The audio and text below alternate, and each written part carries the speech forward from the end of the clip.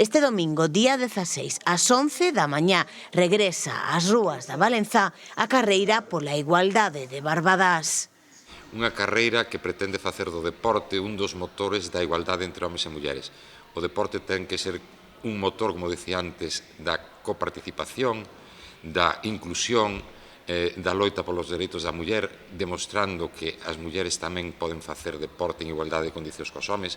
Agora que vivimos momentos, en certa medida, de retroceso nos dereitos da muller, na loita das mulleres pola igualdade, o deporte ten que ser un acicate para esa igualdade. Despois do éxito acadado o ano pasado, esta segunda edición regresa como proba integradora, reivindicativa e inclusiva.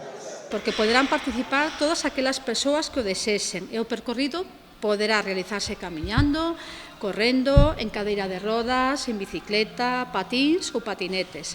Este ano, como novidade, haberá a posibilidade de camiñar os primeiros 1000 metros, de maneira simbólica para todas aquelas persoas que o desexen. Como aliciente, ao rematar a carreira haberá diferentes sorteos.